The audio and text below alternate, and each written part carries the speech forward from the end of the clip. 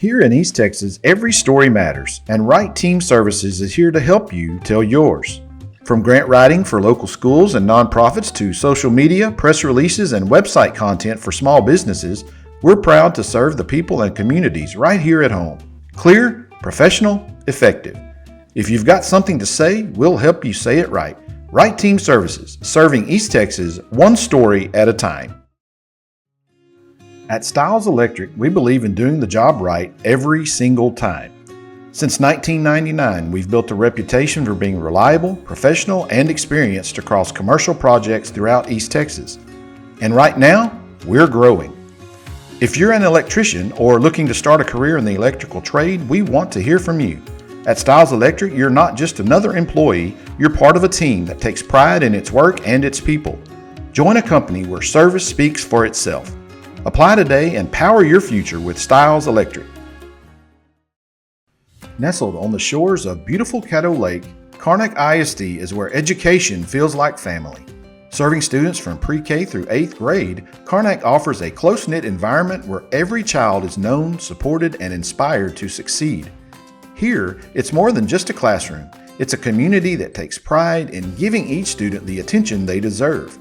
With strong values, caring educators, and a true family atmosphere, Karnack ISD is shaping bright futures every day.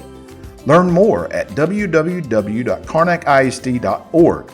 Karnack ISD, where every student matters.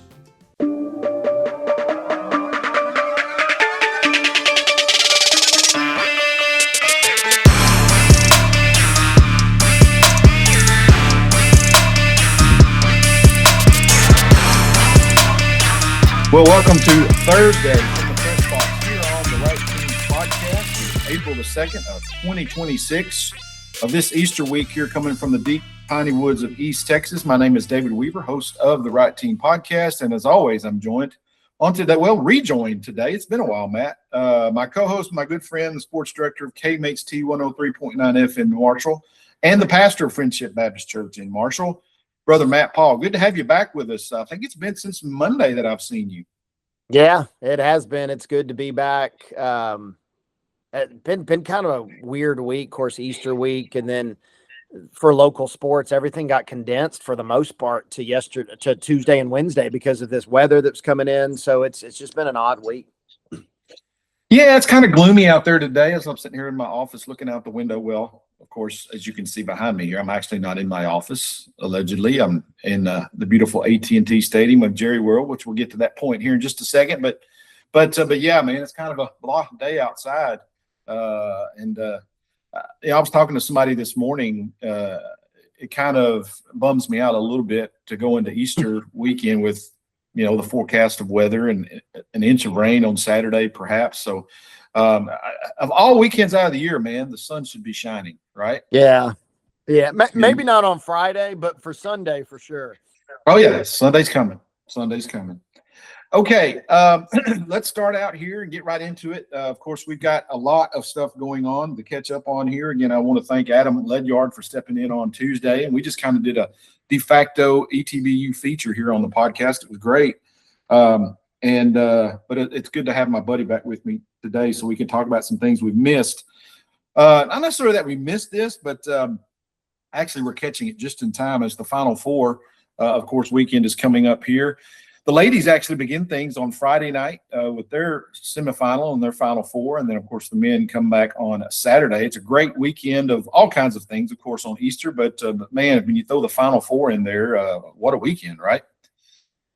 Yeah, I tell you, it's just it's one of those things that's always, I have an early April birthday. And so a lot of years this weekend, the Final Four weekend, like my birthday might be in between, or there's been years it's been on the national championship day or whatever. So even from an early age, 7 and 8 year old Matt was glued to this kind of stuff. The first Final Four I really remember watching was probably I'd say 1987 Indiana and Syracuse, Indiana hitting that, Keith Smart hitting that game-winning jumper. But it's always right around my birthday weekend. So this weekend has always been like My favorite, even as a kid, because it was like birthday and Final Four. You can't beat it. Yeah, I kind of wonder what you do at Christmas with all this exciting time you have in the spring, right? Exactly. Yeah. So, but anyway, let's take a look at the men's Final Four first as we get started here on today's podcast. And we talked about it a little bit on Monday. Didn't go into a whole lot of detail, of course, with some of these matchups or these two matchups. And you mentioned it the other day, and I kind of want to go deeper on this here, and it's, as we kind of analyze this question, but it does appear just on first glance, looking at the bracket, that we could be looking at a de facto championship game Saturday between Michigan and Arizona. How much more have you leaned into that as you've had a chance to study and look at these things as this tournament's played out? I'll say that's probably the case. Two mitigating factors on that. One, I think the best coach left. These are four really good coaches. I want to be clear when I say that, but I think the best coach left in the tournament is over there in Connecticut. So you've got to consider that. Secondly, the team that presents, I think, the most unique matchup challenges of these four teams is over there as well with Illinois. There's some length and some skill and this guy's 6'11", but he can pull a 28-footer that like Illinois presents. That's kind of a problem. Of course, if Illinois plays Michigan, they've already seen each other. If Connecticut plays Arizona, they've already seen each other, although Connecticut and Arizona was a long time ago. But I can unequivocally say, in my opinion, the two best teams left are meeting when Michigan and Arizona play, for sure. Yeah, and it's that other one I think that's going to be maybe the most intriguing matchup of the weekend, because as you said, Dan Hurley, for all of his, for lack of a better term, faults, I don't think that's the correct word. He's just an odd kind of guy in today's coaching world. Maybe that's more correct to say it that way. But, can he pull this off again?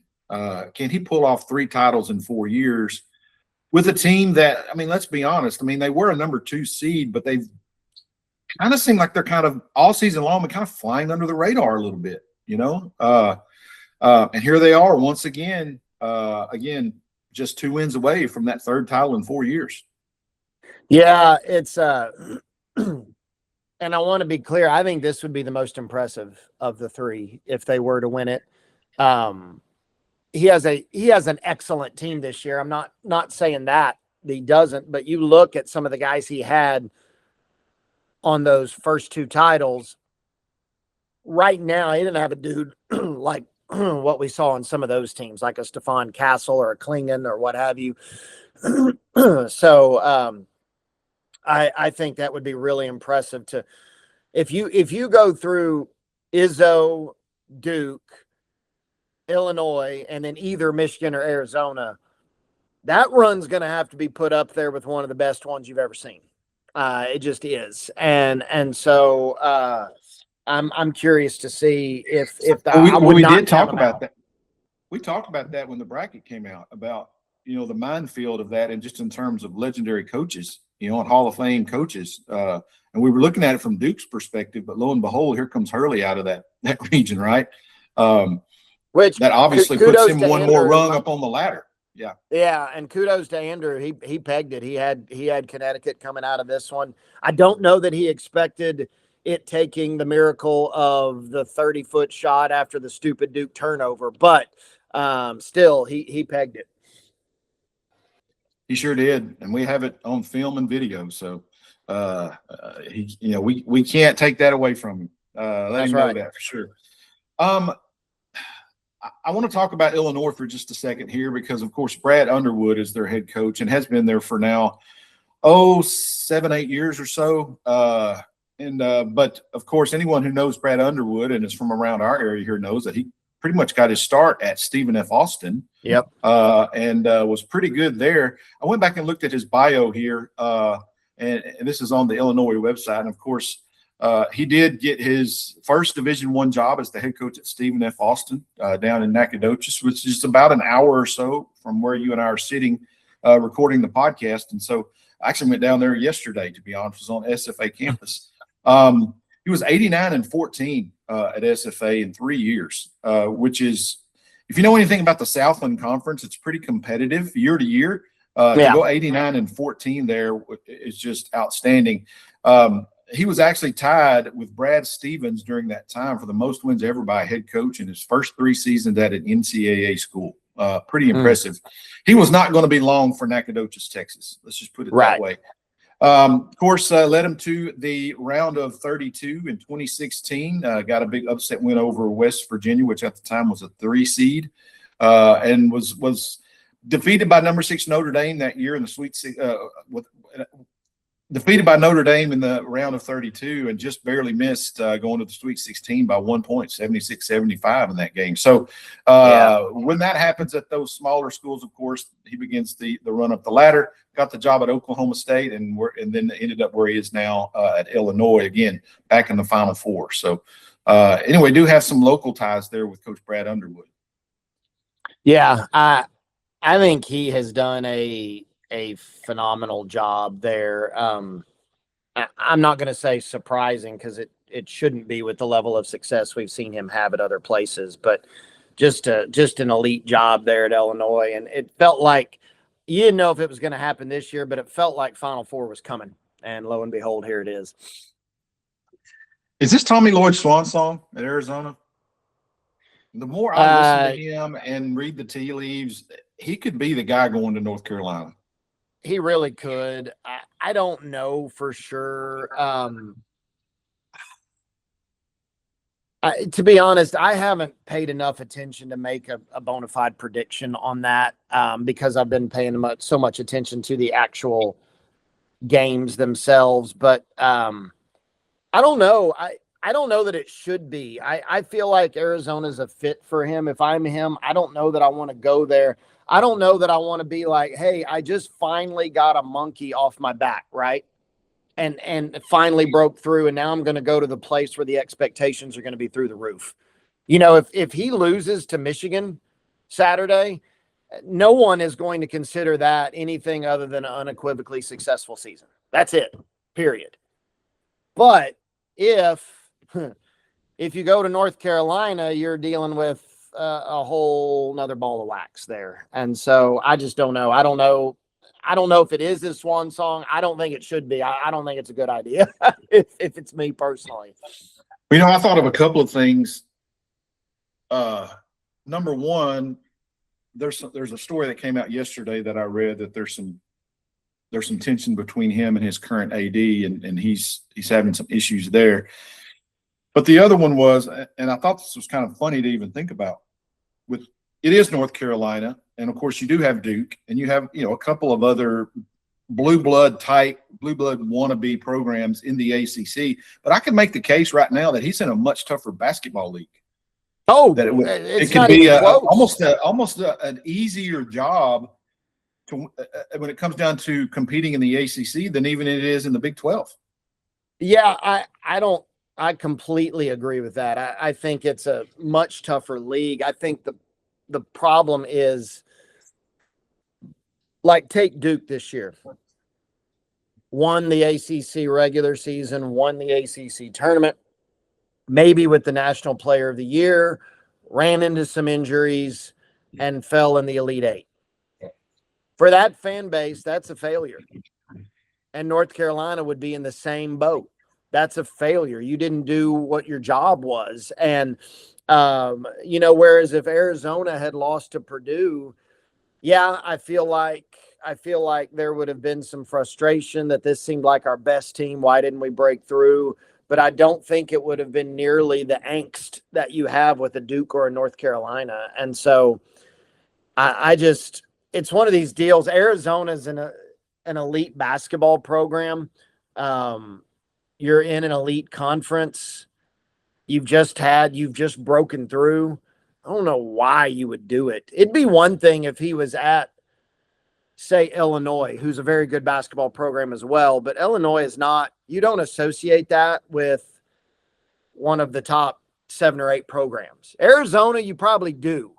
You probably do. And so you've broken through at one of those and kind of found your niche. I don't know that I'd jump out of that into a, you have to have a supreme level of confidence. You have to have a Dan Hurley level of arrogant confidence to just decide, fine, I'm going to go there and take this program that hadn't really done anything the last few years and get it back to its glory when you're leaving a program that may be about to reach the pinnacle of its glory. That's just tough. Yeah, I agree with you on that. I could also make the case that Arizona has a little bit of tradition, in and of itself, and he has he's already gone in there and kind of rebuilt it. I've worked with supervisors and superintendents before, and inevitably when they are considering moving and taking another position, my first thing is it worth giving up everything you've already worked for? I mean, you've already done the hard work and you've built what you're doing here now. Why would you want to go start over somewhere else? And that's if it's at North Carolina or Duke or wherever you're heading to, right? Sometimes the grass, or most of the time, the grass is never greener on the other side. Yeah.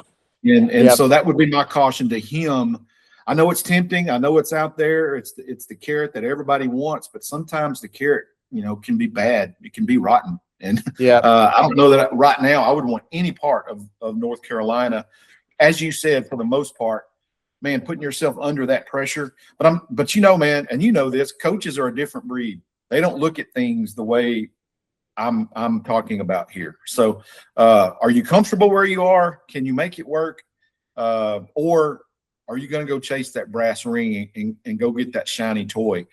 I would not blame him for doing it. It's kind of like the Lane Kiffin thing. It's like you had a really good thing. You've built Ole Miss, but when LSU comes calling, it's really hard to tell them no. It really is. It is. So whoever takes that job is going to be probably leaving a place where they would be more comfortable and probably have a lot more leeway, and as you said.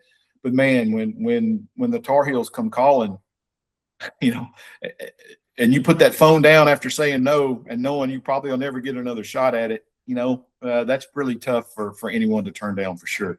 Yep. One more thing about the Final Four here, and this just kind of popped into my head this week as we were looking at it again. We've talked about Michigan and Arizona being number 1 seeds playing each other, and you got a 2 and 3 on the other side of the bracket. Should we consider maybe reseeding the 4 teams that go into the Final Four to avoid a situation where 2 number 1s wouldn't play each other until maybe the championship game? And let me say real quick, I got one other thing that's not on here that I want to add at the end. So after we talk about this, don't move off of it just yet. But I don't like that idea. I feel like, for one, where does it end? Like where do you kind of, do you also then reseed the Sweet 16 once you get out to that? Do you reseed after? There's just a few.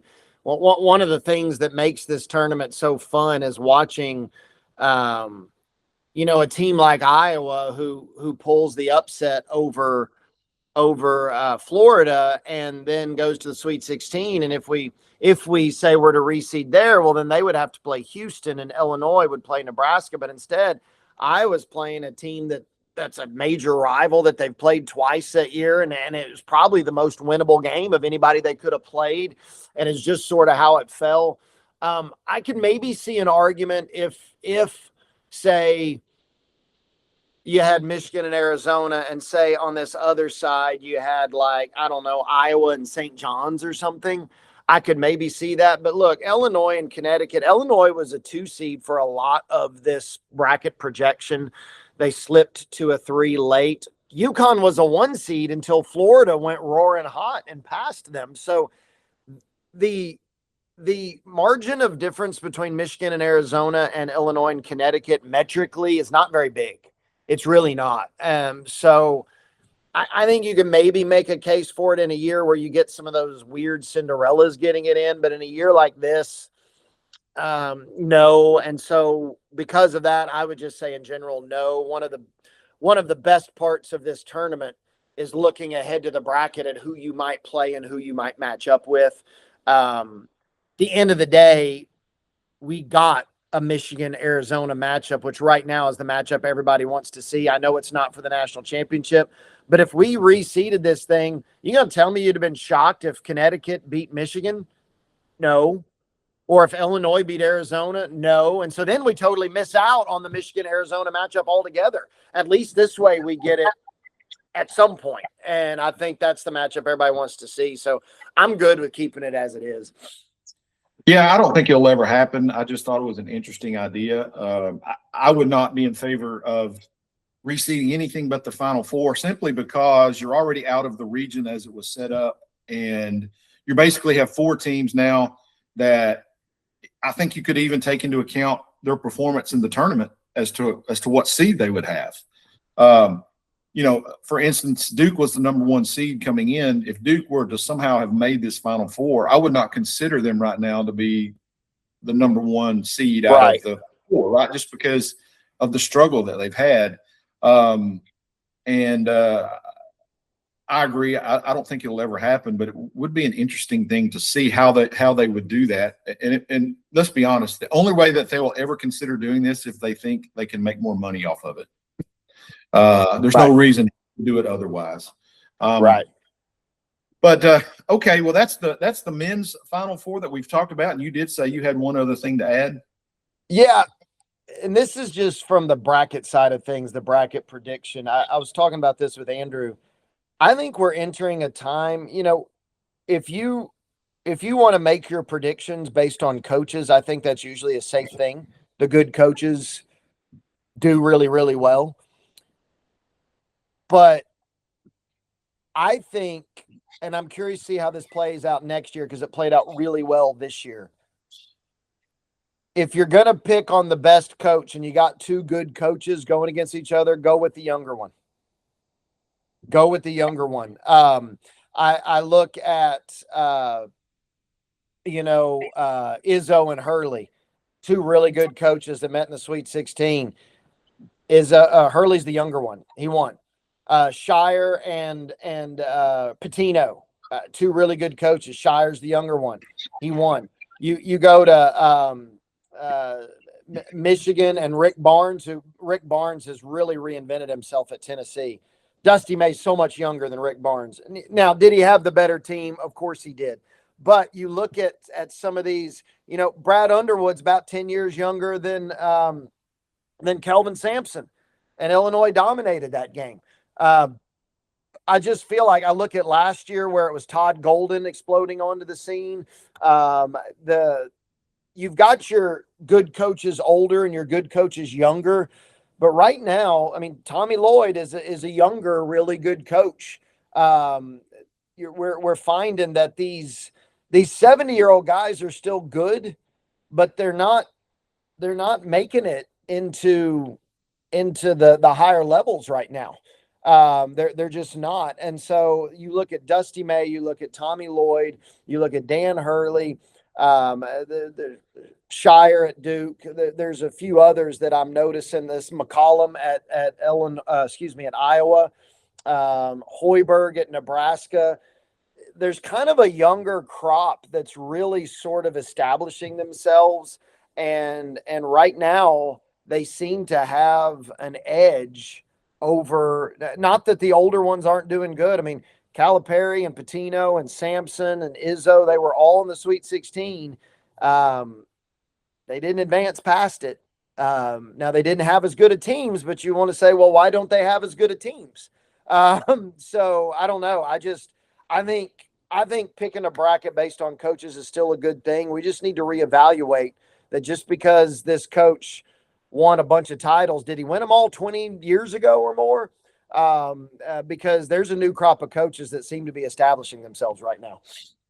Yeah, I agree with you on that. And on that note, if you look at at Bill Self, of course, announcing yesterday that he's coming back to Kansas for next season, was seriously considering retirement. And he's thrown into that group as well as coaches. I mean, look, if your program has an opportunity to hire a Tom Izzo or a Rick Barnes or a John Calipari, right? I mean, Rick Pitino. I mean, you're going to hire those older coaches. I mean, Yep. They're not. We're not putting them out to the woodshed just yet. But yeah, I think it's very obvious that there is a new wave of young coaches that is coming in and has injected a different sort of energy into the game that's undeniable for sure. Yep. Okay, let's move on to the ladies' side very quickly here as their Final Four gets started on Friday, of course. And, man, it's deja vu all over again, Matt. I mean, you've got the 4 exact same teams that were in the Final Four last year with UConn, South Carolina, Texas, and UCLA all playing each other again in the Final Four. This season, of course, UConn is going for a number 13 national championship under Gino Auriemma. That's just crazy to think about. And they are the defending national champ. And you and I have been on record as saying that they are the overwhelming favorite once again to win this thing. But now that everyone's here in the Final Four, it was almost like it was a 2-week lead up to this exact thing that everyone's expecting, right? And do you think this could possibly be UConn's toughest test with the other 3 teams that are joining them at this year's Final Four? Yeah, it'd be interesting because – last year, I don't think that UConn was the overwhelming favorite last year. I think we were still leaning South Carolina, but we knew we had some good stuff with these other teams as well. I'm really curious to see how this goes because, one, playing South Carolina is a really good team, a championship program with a chip on their shoulder, right? They got it taken from them last year. And so I feel like that is going to be a barn burner of a matchup for Connecticut.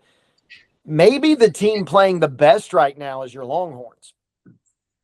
They are looking very elite right now. They seem to be clicking and firing on all cylinders. And somehow UCLA, a number 1 seed who is in the Final Four again, it's like nobody's talking about them. It's like, well, they're going to play a buzzsaw with Texas. And then, of course, the big matchups that Connecticut, South Carolina won over on the other side. And UCLA might somehow be a 1 seed who's feeling disrespected, which is scary. And so it is whoever wins this thing, my goodness, they earned it. They absolutely earned it. This is going to be a fantastic Final Four. So toughest test, I don't know. I'd have to do a little digging. An extremely tough test without question. Yeah, there were some pretty good Tennessee teams that they had to go through back in the day with Coach Summit, right? So, I mean, it's really hard to answer that question. But I can envision scenarios in my mind where I would not be surprised if any of these 4 teams win this weekend. And that's sometimes rare to say, particularly in the women's game, because UConn's always just been so dominant. But I could see these other teams, catching a wave over this weekend and winning it all. I mean, every single one of them has national championship capability. For my Longhorns, you mentioned them, and yes, they are playing probably their best ball of the season. That was an impressive win over Michigan the other night. And they just keep pounding people. Now, they have to actually leave the state of Texas now for the first time in the tournament. So that's going to be a challenge, of course. But they are playing UCLA and Texas. Look, they can beat anybody they play. I have no doubt that on a good night, they can also take down UConn. I mean, they're that talented. Coach Schaefer has done a tremendous job building that roster. But, they've already played UCLA this year and got a win over them back on November the 26th. Texas defeated UCLA 76-65 there in Austin. So that is the only loss of the season so far for UCLA. And it begs this question in my mind, how difficult do you think it is to beat a great team twice in the same season? that thing has always been in my mind. It's maybe the toughest thing in sports, in any sport, is when you got two great teams going at each other. You rarely see one team really dominate the other one consistently over the course of one season, right? I mean, you'll see us. You saw South Carolina and Texas split, right? Those are two great teams that have met. Neither one of them could get that second win over the other one. That would be my biggest fear right now, is that UCLA is good enough to maybe be that team that doesn't lose twice to one team. Yeah, I would put more stock in it if it was later than November. I feel like so many teams are, I take, for example, Connecticut and Arizona. A couple teams beat Florida back in November. And if you remember back, and I'm shifting to the men's game real quick, just as an example. Back in November, we were like, okay, Florida, I'm sure they're going to regroup and make the tournament, but they're not really a threat. And by the end of the season, they're a number one seed because you're a different team in March than you are in November. I would wager that if you're, we're sitting here with two teams that have 70 combined wins and 4 losses, right? They're both different teams and probably much better than they were in November. So I would expect this to be an entirely different matchup, but I don't know that I don't know that a game played, gosh, what are we talking about now? 4 months ago, 3.5 months. I don't know that has any bearing on this because the makeup of these teams is so different. They've been through wars. This is just, I don't believe that Vic Schaefer or I'm blanking on the UCLA's coach. I don't believe either of them is going back and watching a lot of film from that November matchup. I'll put you that way. Okay, I'm going to hold you to that because that makes me feel better a little bit. Yeah. I've seen it too much. It's difficult to beat a good team twice in the same season, but I can see your point of it being, practically literally last year that they played each other. So, I'm going to hold you to that. I'll give you a comparison to it. If you've ever noticed, like, let's say you're in the SEC as the University of Texas and in basketball, and you beat Oklahoma twice during the regular season, right? And that's tough to do, and you feel good about it because you beat your rival twice. And then something happens in the SEC tournament that y'all end up playing for a third time. Now, look, y'all have seen each other twice over the last 6 or 7 weeks, and now you got to play a third time. It comes into play there, I think, majorly. This one, I just don't think so quite as much. Well, that's your Final Four preview from the press box here today. And, man, we got a lot of basketball to watch. It'll be interesting to see how this plays out. We'll be back again on Monday, of course, and be able to break down whatever the national championship game looks like for the men. And we'll talk a little bit, of course, the ladies will be over on Sunday is when their championship game is. So we still have a lot of basketball to talk about here coming up.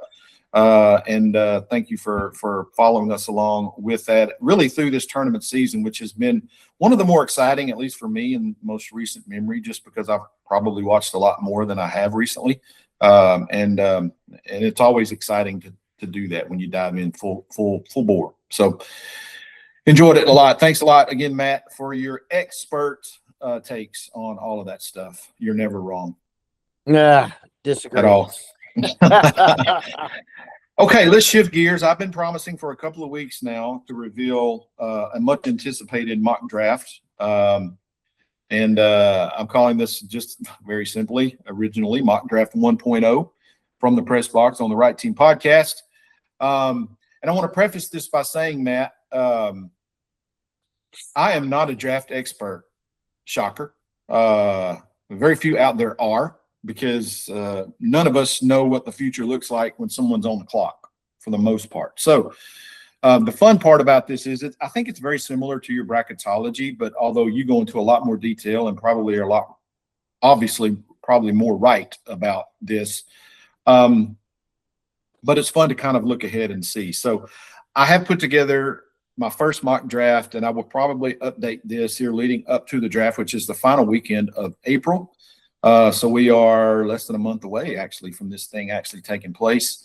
Just to kind of give you some idea of how I did this methodology, similar to your bracketology. I want to make sure everybody understands. Again, look, I come from the line of, especially in today's day and age, we work smarter, not harder.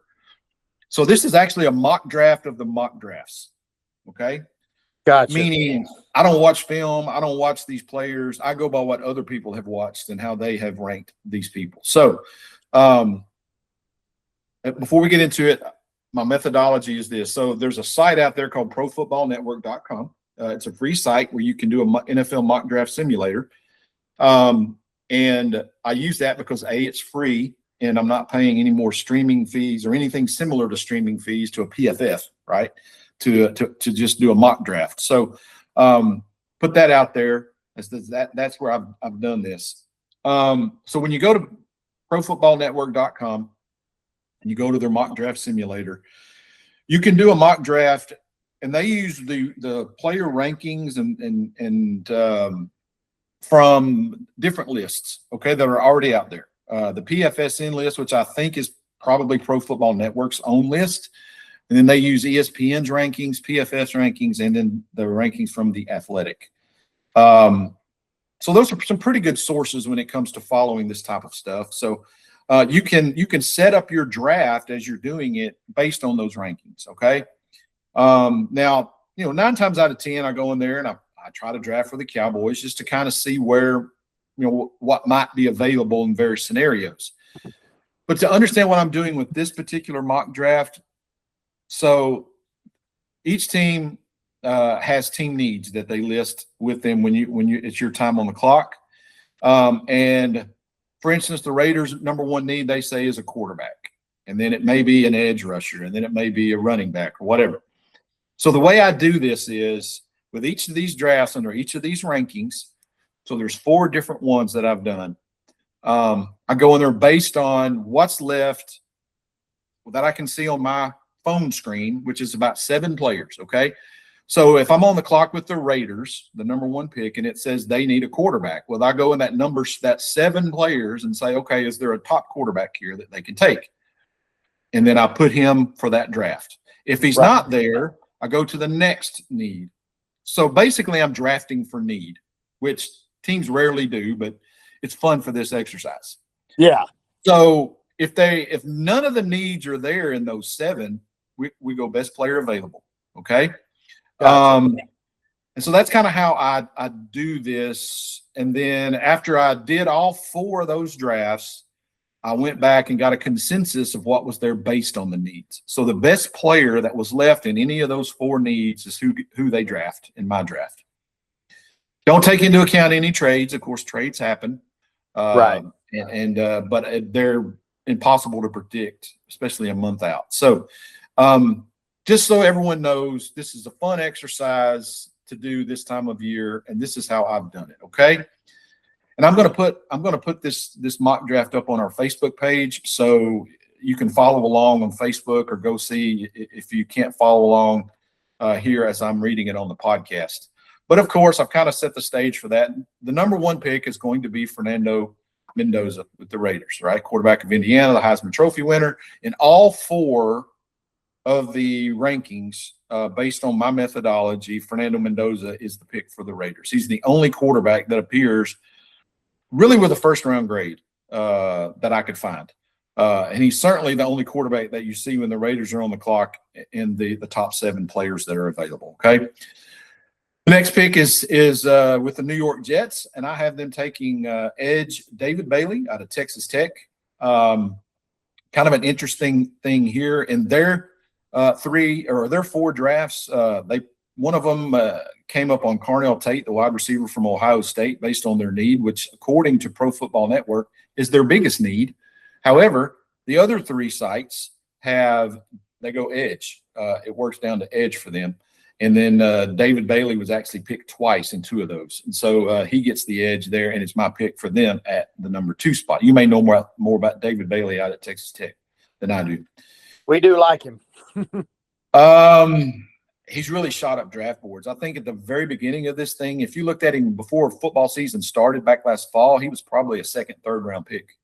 Now he's, undeniably a top 5 pick. and the best edge on the board. The Cardinals might be a little bit of a surprise. They can go a lot of ways, but their number one need, according to the site, is offensive tackle. And so they would get their pick of the top offensive tackle. And that would be Francis Mauigoa, the offensive tackle from Miami. I have him going number 3 overall to the Arizona Cardinals. Number 4 pick, again, was a little bit different. And again, some of these, just to say this, some of these rankings I did or these drafts I did on these 4 sites, Matt, was you'll see when I get to the end and actually start my pick from based on that, you'll see some of these are duplicates. Okay. Example being PFF on for the Titans here would have David Bailey going to Texas Tech. Well, of course, he's already been picked in my draft, so I go with the next thing that they get, which was Arvell Reese, the linebacker / edge out of Ohio State. Two of the sites had him going to the Titans here, so I'm going to pick him there. Kind of a hybrid player. 3 of the sites actually list him as an edge. ESPN actually lists him as a linebacker. So, but anyway, the Titans, I think, with a new head coach, Robert Saleh, defensive-minded coach, is going to go linebacker here and take really the best player on the board there in Arvell Reese. This is another interesting thing for me because the Giants are on the clock at number 5. Their biggest need, according to Pro Football Network, is wide receiver, which if they do take a wide receiver at this spot, I'm going to be flipping circles because that means another defensive player slips down the board toward my guys. Okay, that's right. And so, according to this, I would estimate today that the Giants are going to take wide receiver Karnack Tate out of Ohio State. With that, 3 of the sites had him going in this role. The other one, PFSN, actually it fell out to Jordan Tyson, the wide receiver from Arizona State. But Karnack Tate is the kind of consensus pick there. Moving on to number 6 in the Browns, it has their number 1 target as a offensive lineman / or wide receiver, somewhere around in that area. But all 4 sites come out with an offensive tackle. They get the next one on the board, who is Spencer Fano, the offensive tackle out of Utah. 2 offensive tackles right now at Utah, Matt, expected to go in the first round. They're from the Utes. Yeah, that's kind of a trademark of theirs. They're usually pretty solid on the lines. And then again, this was another one that made me happy. And again, I'm not doing this out of any bias. I'm actually doing it based on what the computer tells me based on these rankings. Okay, so if no one think I'm trying to automatically push a guy down to my boys at number 12. Okay, but the way it came out here, of course, the Washington Commanders would select at number 7 Jordan Tyson, the wide receiver out of Arizona State. That is, according to Pro Football Network, their number 1 need. I got a little bit antsy here because the other 2, so ESPN and The Athletic picked Jordan Tyson to go, or would go there based on my methodology, would go to the Commanders. The other 2 sites, PFSN and PFF, it would fall to Caleb Downs, the safety from Ohio State. He's one of those guys that it's kind of hard to predict where he's going to go. You got to really want a safety. But, man, based on everything you hear and everything you read, he's one of those generational type safeties that would be worth spending a top 5 pick on. So the Commanders had him on there twice, but because wide receiver was their biggest need, I went with the receiver and gave him Jordan Tyson. Number 8, the New Orleans Saints. This is where the other big edge in the draft from Miami, Ruben Bain, falls. Kind of weird on this one. They had on the 4 sites, they had 3 different players. Ruben Bain, Mekhi Lemon was one, the wide receiver out of USC, and then of course Mansour Delane, the cornerback at LSU, who was actually on 2 of the sites as going to the Saints. But again, because edge was their biggest need, I went with the best edge player that was in that group, and that would be Ruben Bain, the short-armed bandit. He's another one of those fascinating figures, Matt. I don't know how much you've been following the pre-draft talk. He allegedly has these little short arms that for some reason folks are afraid that is not good for him to be coming off the edge. Number 1, it didn't appear to hurt him at Miami. And number 2, you know who the most apex predator on the planet ever has been? In the T-Rex, man, right? And he notoriously, of course, had small arms. I don't think small arms are going to be a problem for Ruben Bain, But for some NFL GMs, it may be. And I've seen him go as high as number 2 in mock drafts. I've seen him fall as low as 15. And it's all because of these short arm things, right? My idea, again, as just a fan sitting here watching the game, I'm like, can he play? Can he get to the quarterback? This guy certainly can. So I think he goes in the top 10, specifically number 8 to the New Orleans Saints. At number 9, the Chiefs. This was kind of the controversial one that kind of made me think, okay, I could be wrong on this one based on this methodology, okay, because I can't find a mock draft where this kid goes this high. But this is what the numbers say. Keldrick Falk, the edge out of Auburn, is one of those guys that I honestly think he'll go somewhere between 15 and 25 maybe. This seems really high to be putting him here. But again, the number one need for the Chiefs in this draft is the edge. According to the site I was using, the best edge left in their pool of 4 players is Keldrick Falk. So I say the Chiefs draft him.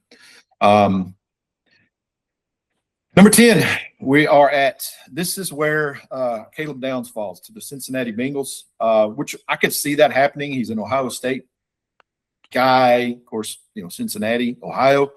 I had 4 safeties here. All 4 sites I have a safety falling to them, which is their biggest need. The other one, of course, is the Oregon safety Dylan Thieneman. But I went with Caleb Downs because he's ranked higher. Okay. I say the Bengals take Caleb Downs if he falls that far, which is a bummer for my Cowboys. At number 11, the Miami Dolphins select wide receiver Mekhi Lemon out of USC. He was the overwhelming choice based on the 4 sites that I could see. He went in 3 of those. And so I think Mekhi Lemon goes to the Dolphins, who could really use a wide receiver right now. Obviously, they've traded Jalen Waddle and they've released Tyreek Hill and really need some receivers in that room. So I could see the Dolphins a really heavy need here and reaching for that. And Mekhi Lemon's a pretty good receiver out there from Lincoln Riley. So I have him going at number 11 to the Dolphins. Now we get to the good pick, right? Or the pick. Here we go.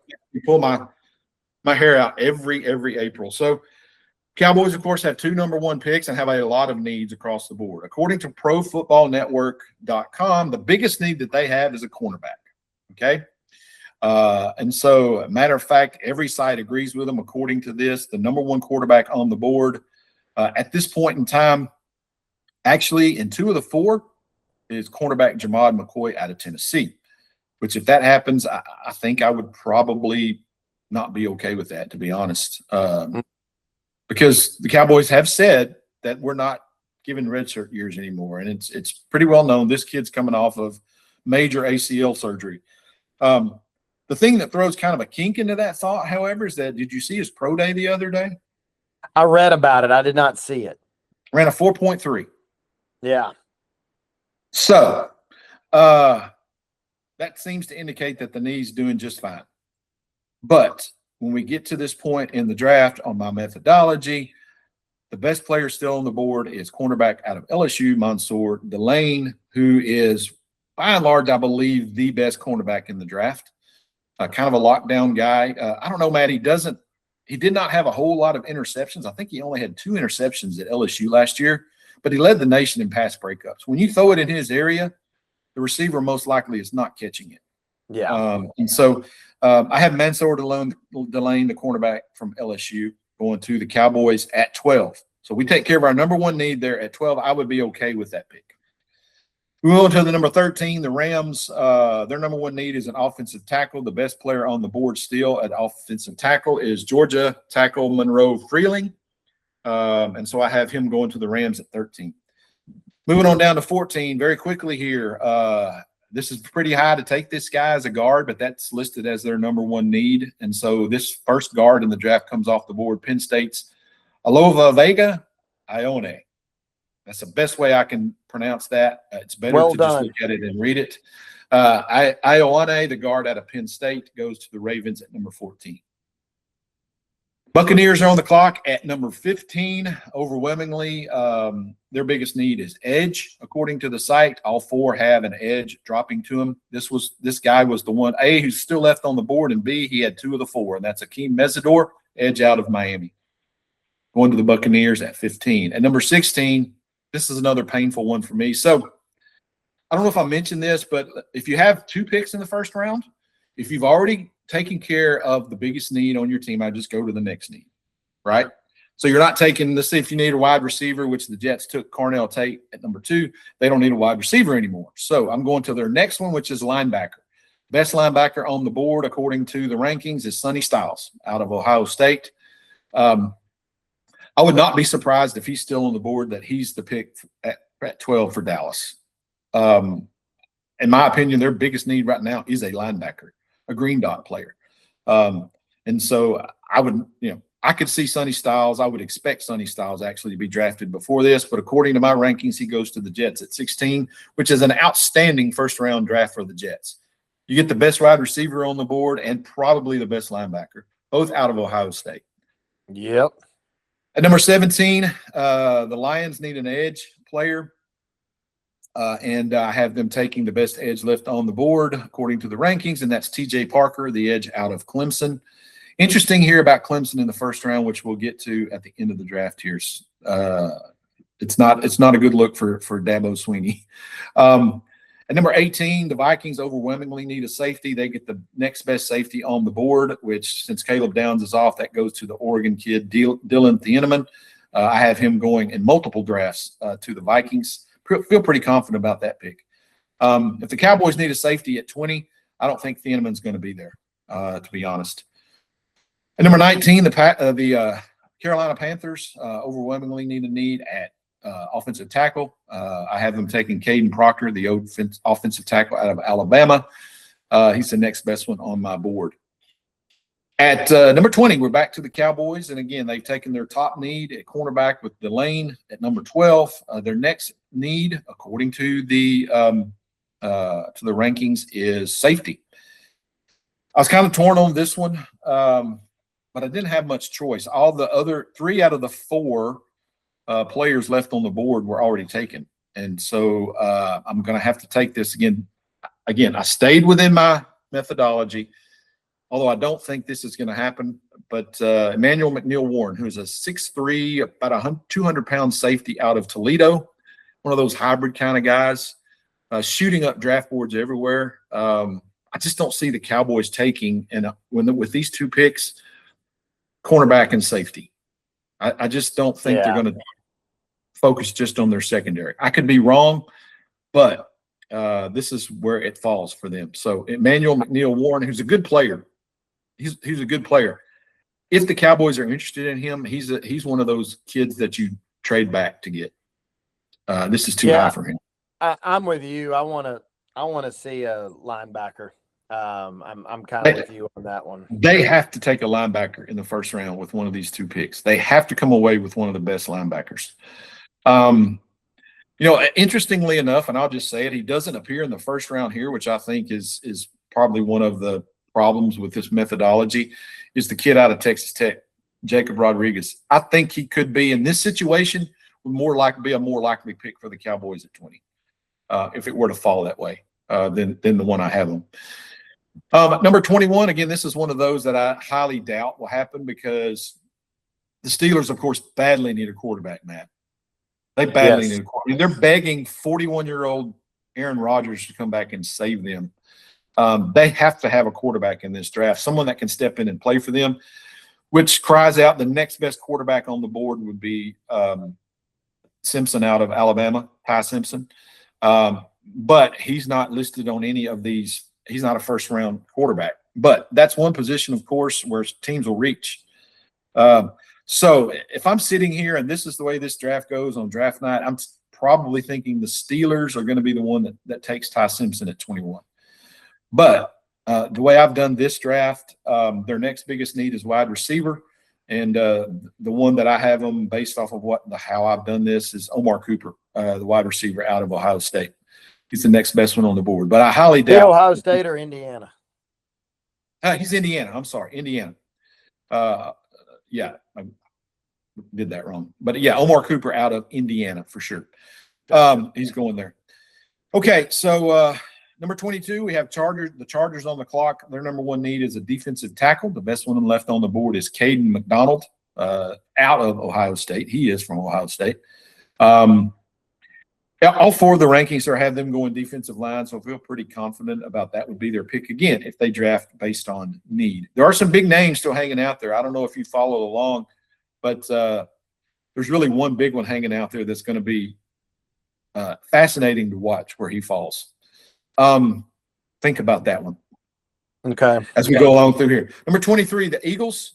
Their number one need, according to Pro Football Network, is edge. Kind of their edge and offensive tackle kind of dominates this for the Eagles.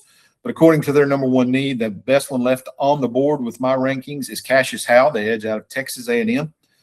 So the Aggie there would go to the Eagles based on my mock draft. Number 24, I had to go back and check because of this name. It made me think this kid was at Ohio State. And, of course, he's not. He's Denzel Boston, the wide receiver out of Washington. Can you see there why I would think he was an Ohio State kid with the Boston name? For sure, for sure.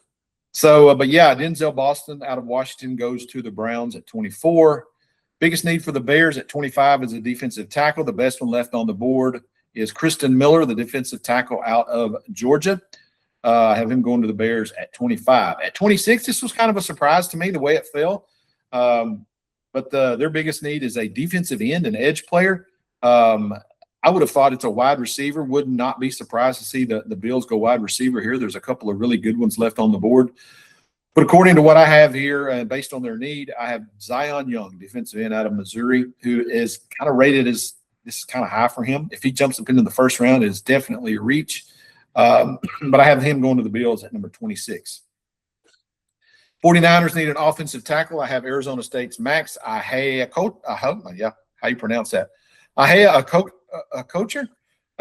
Sorry, Max. We'll just go with Max. But he's an Arizona State big dude going to the 49ers at 27.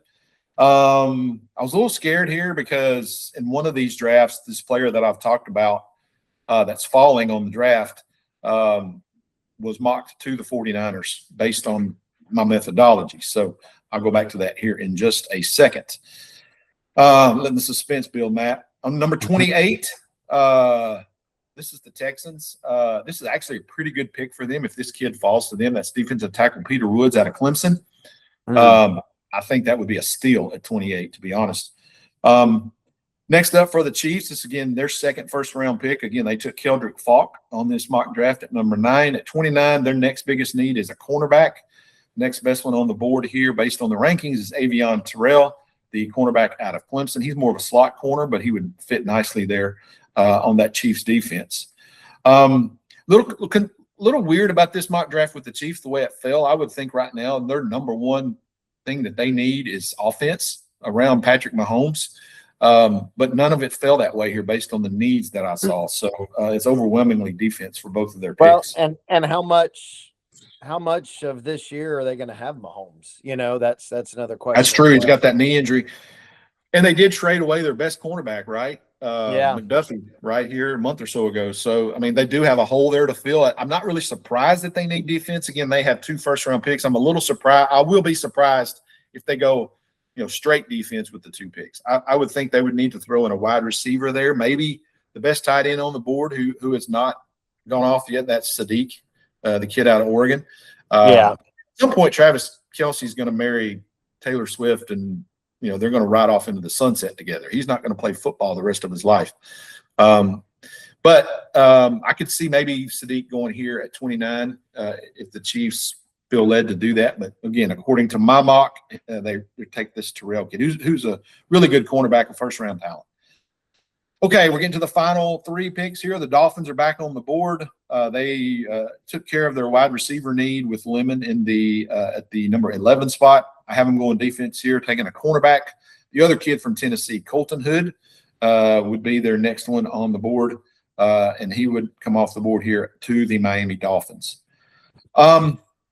And then closing it out here for the Patriots at number 31. Again, this would be a reach, I think, if they take him, but it's New England, man. They do things differently up there. But I have him taking R. Mason Thomas, the edge out of Oklahoma. Everything I can see, he's going to go somewhere maybe between that 40 to 60 range, which is a low second-round pick.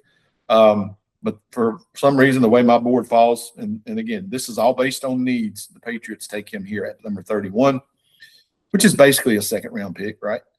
Yeah. And then finally, the defending defending Super Bowl champion, Seahawks at 32. This is an interesting thing here because when you get down here, of course, when you're the defending world champs, you don't have a whole lot of needs. It's more wants.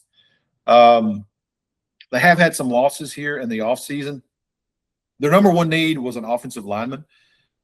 There is no offensive lineman really on the board at this point that warrants a first-round pick. Guess what their second need was? Who did they just lose in free agency? Running back.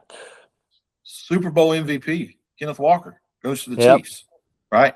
So there's a glaring need at running back. Who's the best running back on the board? If you notice, we haven't picked a running back yet.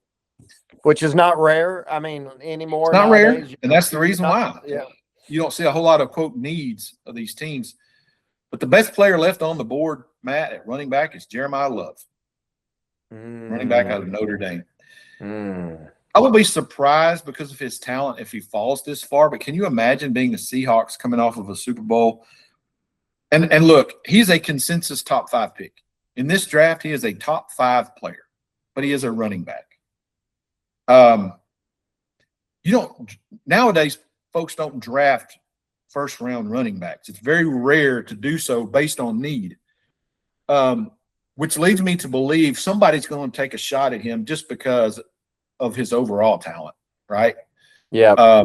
So I don't think he'll be here at 32, but if he falls, he could land with the Seahawks here at 32. Wow. You're defending Super Bowl champion, you get a top 5 player, man. That's living right. That's living right. And you'd be happy with your replacement for Kenneth Walker. There's no question. Absolutely. I mean, immediately they're again the top contender to defend their championship. He would be the ultimate security blanket for Sam Darnold to have a talent like that back there at running back. So anyway, that's great. And be good for them. But that's my first crack at a mock draft in much detail. And again, I know I ran through that just reading it off and not showing it here on the video, but again, you can find that and I'll have my methodology and everything up on our Facebook page. So if you're interested, you can go do some more study there. Yeah. Hey, that was really good stuff, man. And first of all, I want to say you used way too much common sense to be accurate. There's going based on team needs. Who does that, right? But I really liked the methodology. And I'll tell you one thing that really stood out to me. I mean, there's a lot of little things that stood out to me. I am a big proponent of if you're good at something, don't try to be kind of good at a lot of things. Build that identity at what you're good at. And we've talked a lot about the Cowboys. I'm going to flip over to the other Texas team real quick. What are the Texans really good at? It's defense. They had arguably the best defense in the NFL last year. I love that draft pick, the mock that you had for them, picking up a very solid interior lineman from right defensive tackle from Clemson. Is that correct? Yes, Peter Woods. Yeah, I love that pick because I think we see a lot of teams get really good at something and they're like, now we need to work on this, and this, and then you build up a couple other things, but the thing you were really good at starts to, fall off a little bit. So I really like the idea of the Texans drafting a defensive player just to continue to be, that's our identity. And we're going to trust that Stroud and a couple other little pieces are going to pick it up, but that's our identity and that's what we're going to be. I like that idea. You see a lot of these, at least the way that I see it. I don't have any scientific evidence on this, but it seems like if you're picking in the top 10, you have to take best player available. You just can't pass, which leads me to believe Jeremiah Love is going to go somewhere between 10 and 15. Right? I mean, he's not going to get past that. He's too good a player. But once you get into that 15 to 30, 32 range, 15 to to 25, basically. I mean, you can really focus on your need there Yeah. because you're not going to get best player available to really, unless you have somebody falling to you, right? Like CD Lamb did. CD Lamb was a top 10 player, but he fell, I think, to 17 or 18 to the Cowboys. That was not their need. But when a player like that falls to you, you have to take him. Yeah. And I don't believe these NFL people when they say, well, we're not drafting for need. We're always drafting for best player available. If you're the Dallas Cowboys right now, you have to come out of this first round with a linebacker. You have to. You don't have any on your roster. You have not addressed it in free agency yet. And there's really not a whole lot of big names left out there. You have to go. You can't go into this season with the linebackers you currently have. So they're not fooling me there. They have to come out of this with a linebacker. The problem with that is you don't want to reach ever. You don't want to reach for a guy just because of your need, which is why you handle all this stuff in free agency so you don't have these glaring needs like they have. The problem with them is, and I would be totally okay, I'd probably be disappointed, Matt, if the Cowboys have to come out of this with a second-round pick somehow. They have to find a way to get into that second round because there are some really good linebackers in the second round, potentially. That's where you could find your linebacker. You have to find a trading partner that will allow you to, keep 2 first-round picks. You fall back into the, maybe into the late 20s range, right? Somebody trying to move up to get a guy. Somebody trying to jump in front of the Steelers to get Ty Simpson that wants a quarterback. Somebody like that. And if you can do that, I don't want to move 12 necessarily unless it's for the right deal. But if you can move that 20 pick and somehow keep a first-round pick and get a second-round pick out of it, that would be ideal for Dallas on draft night. Because at that point, you could pick an Anthony Hill Jr. or you could pick a C.J. Allen, maybe a Jacob Rodriguez early in that second round, and you could get your linebacker and keep your first 2 picks. That sounds easier. It's a lot easier to do that when I'm mocking it on Pro Football Network when I can work 10 trades because they're always offered to me, and it's a good deal. So I've ended up with as much as 15 draft picks out of that thing just by trading in and out and getting good players. But anyway, they don't do that anymore. But the Cowboys, I think, have to find a number 2. They can't go from not picking from number 20 to number 92 as it currently stands right now. There's just too many good players in there, and they need good players. Yep. You mentioned the Peter Woods thing. If that happens to the Texans, that would be their ideal scenario because they're in that stage of development right now where, constantly picking in the late part of the first round. Again, you're basically not picking it. It's practically the second round. When you do that enough, you have to be really good on draft night to find those late first round guys that can hit, AKA don't draft another Mozzie Smith like the Cowboys did, right? He's a prime example of that. So at what point does their success start to hurt the Texans? Yeah. I think if you get a player like a prospect like Peter Woods that falls to you that's going to extend their window for sure. As you said, certainly on defense. Just again, a couple of little tidbits here based on my mock draft. There was a lot of Ohio State kids, a lot of players going in the first round, as usual. They had 5 first rounders in my mock draft. Interestingly enough, Miami had 3. The other one that had 3 that tied for second was Clemson. Dabo Swinney has, at least based off of this mock drafts, 3 potential first rounders going and, isn't sniffing an ACC championship, much less the playoff right now. What does that say about where he's at Clemson right now? I don't know. Yep. Interesting. We'll talk about that more when we get closer to football season, of course. There were 8 edge rushers that went in this draft, 5 wide receivers, and, of course, interestingly enough, the 1 quarterback. There's really no quarterback other than Fernando Mendoza that's anywhere remotely near a first-round draft pick. But it's a quarterback. And I don't think Ty Simpson sees the second round. I think Ty Simpson goes somewhere in the first round because he's the next best thing. Yeah. And I'm not saying he's not a good quarterback. I'm just saying we've watched him play. He's very inconsistent, and you don't need that when you're spending first round capital on a quarterback. But the Steelers are kind of like where the Cowboys are with linebackers. They got to have a quarterback out of this draft. Yeah. So anyway, good stuff there. Enjoy doing it. It's pretty fun. And again, we'll update that as we get closer to the draft. So there's my take on it. Cool.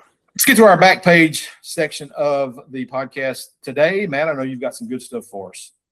Yeah, I got a couple things that I think I'm going to save for next week because I know we're going to jump back into local, a lot more local sports next week, getting into all these the baseball and softball races that are tightening up. But we've been talking kind of more on the national stage, and I don't know if you saw this, but the Boston Celtics scored 53 points in the first quarter last night. This was at Miami, who is a playoff team and is jockeying for playoff positioning. So they weren't playing a team. You know, some teams have mailed it in at this point. They were playing on the road against a team that's still fighting. It was 2 points shy of the NBA record. I mean, 53 points in a quarter is just insane. Like, I'm keeping up with it with my son. I'm like, you think we're going to score 200 tonight? Obviously we didn't. We won 147 to 129, I think. In the first quarter, they went 20 for 28 shooting with 11 for 15 on threes. Jason Tatum last night put up a triple-double of 25, 18, and 12. He is a new player since he's come back. You know, he was the primary scoring option now, and I see him a lot of rebounding, a lot of assists. We've officially entered. Look, we're in the final, I don't know, 2 weeks of the NBA season. We're about to get to the NBA playoffs, which I can't wait for. I would not want to play the Boston Celtics. They are tracking to be the 2 seed in the East. They're probably going to be the favorite to come out of the East. I thought it was hilarious when Jaylen Brown earlier this week, they won their 50th game of the year, and Jaylen Brown tweeted out 50 wins in a gap year. Which I thought was hilarious because a lot of people just kind of threw this season away for the Celtics. The NBA, with the West being what it is, with the Thunder, the Spurs, the Lakers, and the Nuggets, and the Timberwolves and the Rockets. The East with the Pistons coming on, the Celtics and Knicks potentially tracking toward a second round matchup. The NBA playoffs is going to be just lightning in a bottle this year. I can't wait for it. But the Celtics, if you're asking me who the favorites are, I think it's the Thunder. I think your second best bet's Boston right now, which is crazy to me. Yeah, I would agree with that. I did not watch it last night. I have pretty much zoned out on the NBA since my Mavs are an embarrassment. And they've been an embarrassment off the court. I mean, on the court's bad enough, but off the court, they got all kinds of stuff going on that we could talk about on another podcast. Yeah, but 53 and a quarter is just that's wild to me. I never seen anything like that in the first quarter, right off the rip. That was crazy. Yeah, that's a good night. You know you're having a good night when you score 53 in one quarter. When you're on pace to score 200, and your fans are actually debating whether or not you will. Yeah, congratulations to your Celtics there. I could really care less, to be honest, about the NBA right now. Yeah. I'm ready for next year to happen. I'm ready for the draft to get here. I'm sure. Okay, very quickly on mine, I do have some somewhat local stuff to talk about here. Folks, my friends at HBU and from around the ASC will remember this name, Chris Kilsmeyer, who was the women's basketball coach at Howard Payne back in the early 2000s. Actually led Howard Payne to the 2008 Division III National Championship. Left Howard Payne at that point and has been at Cleveland State for the last 8 years. Of course, now he has 20 wins in 6 seasons and has 26 wins in each of the last 4. He's been announced as the new head coach at Texas State. So he's coming back to Texas. Wow. His Howard Payne girls from says here 2000 to 2008. That's when he won the championship. Were really good.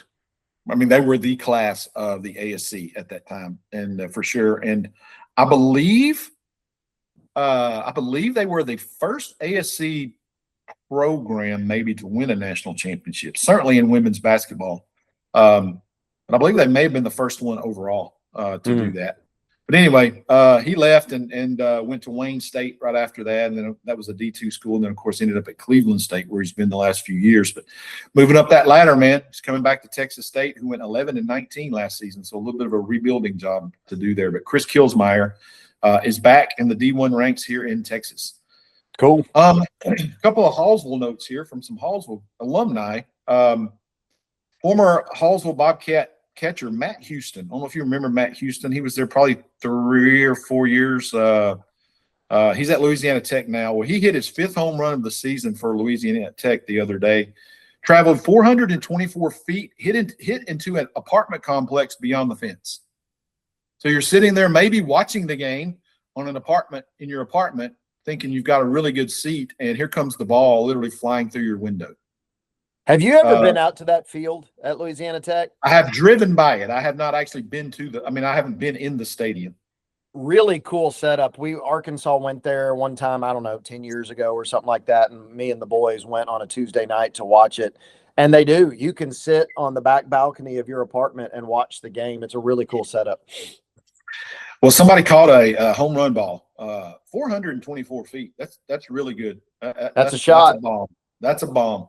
But that was from former Hallsville Bobcat Matt Houston. So congratulations to him on making that news. And to close out the back page today on the podcast, we have another Hallsville alum, Kinley Pessel, golfer, former Lady Cat golfer, who I believe was the district champ and went to the state meet in her senior year. She started out at SFA, spent the first 2 years of her college career at SFA, and then has moved back or transferred to LeTourneau here in Longview. This week, she finished inside the top 5 for the 6th time this season at the Goliath Compression Invitational, par 72 at the Pine Dunes Resort and Golf Club. LeTourneau actually finished 2nd in the standings there too. Of course, ETBU in that one. But Pessel was shot 12 over. Finished 2nd with a 12 over 156, shot an 81 on Monday, and then a 75 on Tuesday with a couple of birdies in each round. One thing about Kinley here, and I used to go to church with Kinley when she was in the youth group at IBC there in Marshall. But she has been the SCAC Golfer of the Week, Matt, now 5 times already. Wow. And that doesn't count what she's done this week. So congratulations to Kinley Pessel, again, the SCAC Golfer of the Week. And for the 5th time this season, they're at LeTourneau, leading the Lady Jacket golf programs. Really, really good female golfer. A lot of that stuff goes on around here, of course. Good to see the ladies also taking part in that. Today in sports history, very quickly, in 1931 on this date, one 17-year-old girl, Jackie Mitchell, in an exhibition against the New York Yankees in Chattanooga, Tennessee, struck out on back-to-back, I guess, appearances, Babe Ruth and Lou Gehrig. Wow. How many men can say they did that, right? This was a teenage girl pitching against him in 1931. You throw like a girl, right? Jackie doesn't, apparently. That's great. That's got to be on your tombstone, right? If you do that, strike out Babe Ruth and Lou Gehrig. And on 1972, Mets manager Gil Hodges, who was a Hall of Fame first baseman with both the Brooklyn Dodgers and the LA Dodgers, as a player, had been the manager at that time of the New York Mets. Well, he was playing golf that day and collapsed on the golf course, died of a massive heart attack. He was just 47 years old. And then, speaking of baseball, in 1995, this was the end of the longest strike in American sports history, I believe, still to this date. Ended at 232 days when the owners accepted the players' offer to return to work. Basically, we'll come back to work and we'll still keep negotiating, is what that ended up. They came back to work and offered to come back to work without a contract. The owner said, okay, it's time to do that. So they allowed them to come back and continue working toward a labor agreement. And of course, that was the work stoppage that took away and wiped out the 1994 World Series, which I don't know if you've seen the documentary on Netflix, how that basically was the end of the Montreal Expos. If you remember, the Expos were the #1 team in baseball at that point in time by a long shot, were the best baseball team, didn't get to play in the World Series. Yep. Big bummer there for baseball in Montreal. But to this day, MLB remains the only major pro sports league to lose an entire postseason due to a labor dispute. And I say that again with the dark clouds of it forming again. Well, if you follow the news here, but the players are getting ready, Matt. They've compiled a war chest of several $1 billion, which will keep them going from a salary standpoint for a while. Yeah, they're preparing for a long work stoppage. Mm.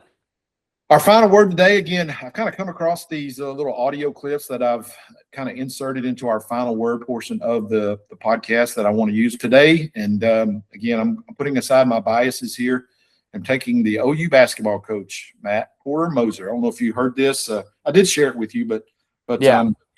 This was him, I believe, at his end of season press conference.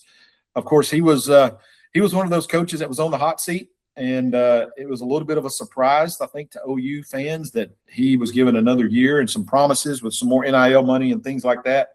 So Porter Moser is still the OU basketball coach, but he had some fantastic perspective here that we're going to play in our final word here as we get ready to close out today's podcast. How I handle adversity in life is my good Lord Jesus Christ. I put everything on it.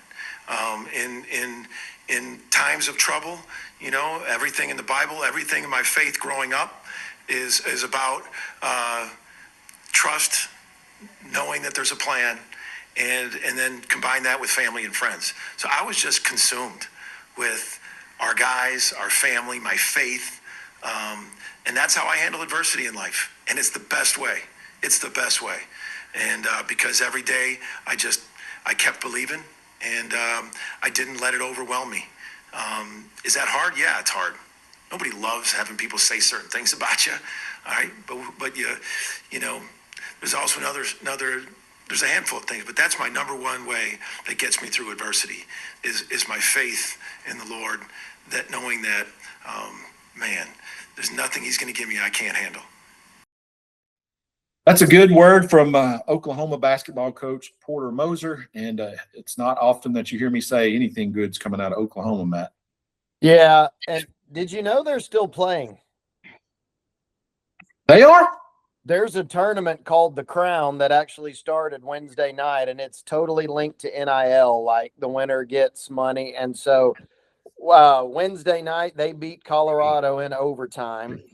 Baylor beat Minnesota, and so on Saturday at 12:30, Oklahoma will play Baylor in the semifinals of the Crown. So yes, they're still playing.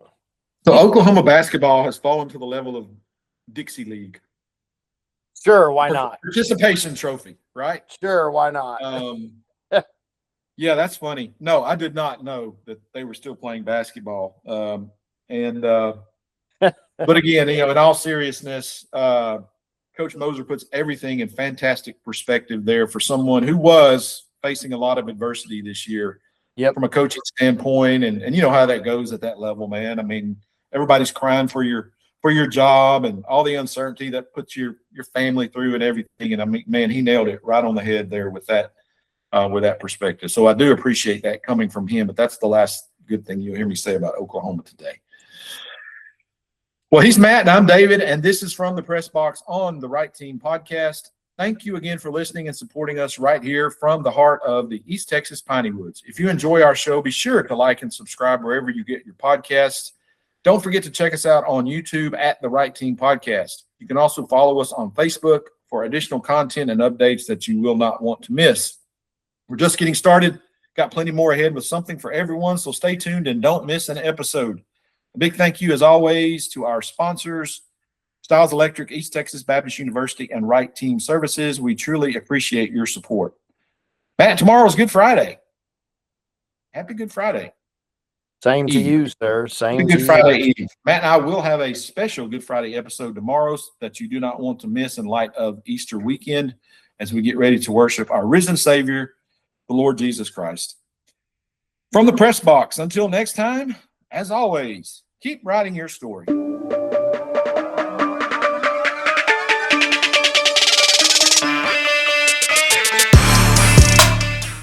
The college you choose plays a defining role in what you believe, how you think, and who you become. With over 45 undergraduate programs and 14 graduate programs, East Texas Baptist University offers a transformational, Christ-centered educational experience that challenges students in mind, body, and spirit. 99% of students attending ETBU receive some form of financial aid, making opportunity accessible and affordable at ETBU. Join the Tiger family. It's not too late. Apply today at etbu.edu/apply. Did you know that someone somewhere is talking about you? Yes, your school district, your business, your church, your nonprofit group is always the subject of a conversation somewhere. Maybe it's Facebook gossip, maybe it's talk around the water cooler, maybe it's written in a newspaper or a blog somewhere. At Right Team Services, we work with you to manage that conversation more effectively to give all of your stakeholders an opportunity to hear your message. We help you create a culture of transparency in your organization that makes your customers and stakeholders feel comfortable as part of the story, and as a result, will help your business or school district become a more effective, trusted member of your community. Contact me today at rightteamservices@gmail.com to learn more about how Right Team can help you tell your story.